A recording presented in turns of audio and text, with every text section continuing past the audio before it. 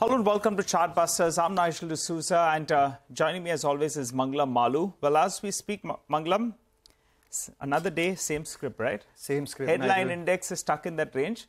The mid-cap and the small-cap indices, they're doing that step that you normally do at the parties. The Natu step, I guess, Nigel. But, it's more of the same. And the street wouldn't mind that. The market's not falling. Every dip is being bought into. Yes, it is not rising, but doesn't matter so long as individual stocks are doing well.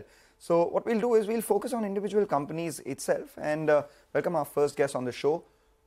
We have coding equipment manufacturer Control Print. The company plans to scale up their business and their revenue to 400 crore rupees by FY25. To discuss more on this and the business outlook, we have with us the management, Shiva Kabra, who's the director at Control Print, joining us now. Thanks a lot, Mr. Kabra, for joining in.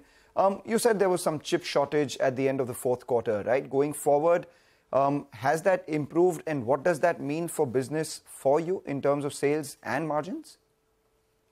So the shortage has been resolved to a great extent, and production is back normalized, I think, since the last 7 to 8 months.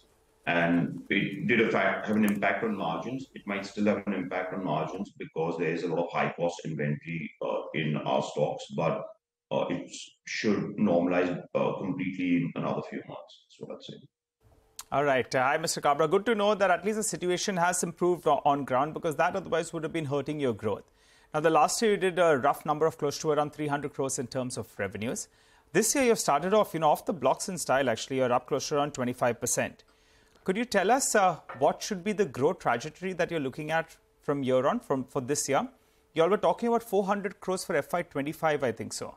Don't you think you'll be able to supersede that quite, maybe sooner than expected, go to that run rate of around 100 crores per quarter? And also, what is the margin band you're looking at? Around 25%, including this hit of high cost inventory? Yes, so I think our margins will be maintained. They should be stabilized. The 400 crore target was a standalone target. So part of that sales growth has come from some acquisitions and other investments that we've made. So I think our standalone sales growth was about 290, and the management target is to take it to 400, sort of the board mandated target.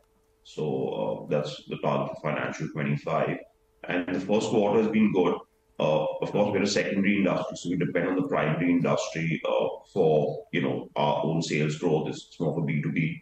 But if the markets hold stable, if India's economic growth is stable, then I think we could manage these targets. All right, Mr. Kabra, you have 18.5% of the market share. So the derived number, the market should be around 1,800 crores. And you all have mentioned a couple of times that you all are quite optimistic on the growth of the entire industry. So I think you'll see the industry doubling in the next 6 to around 7 years or thereabouts.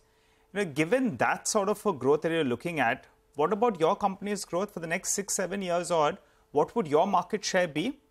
Kind of revenue potential that you have? And with your current investment, what is the revenue potential?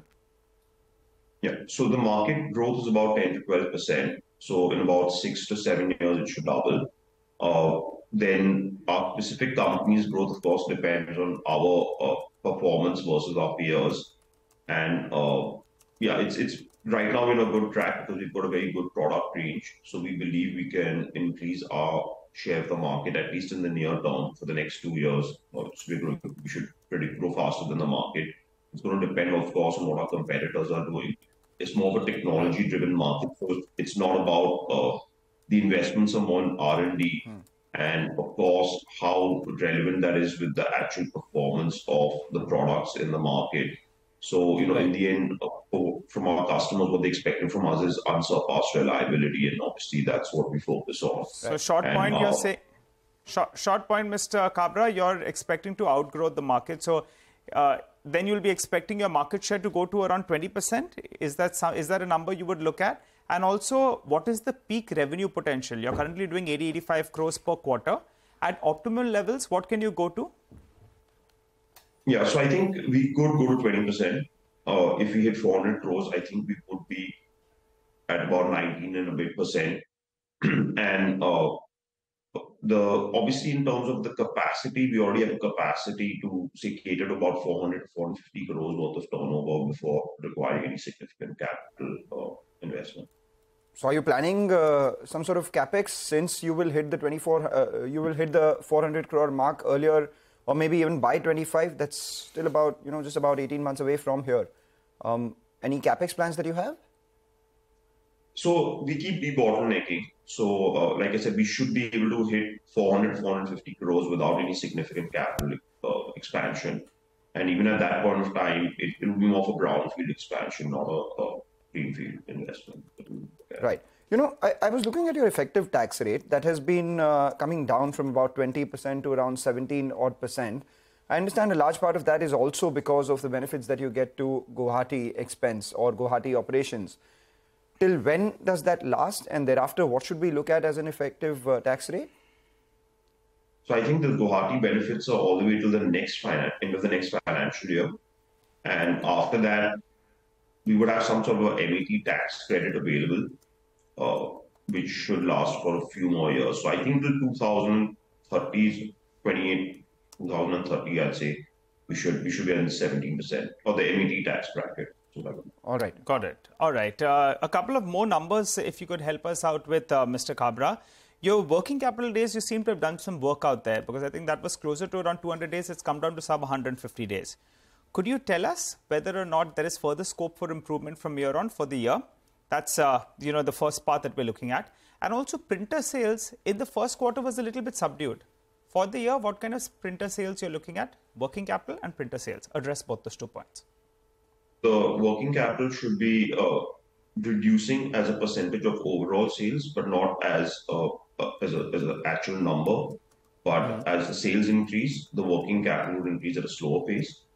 As far as the printer sales go, they've been quite stable, so we're satisfied with that. It's a mix of different various printers that we sell.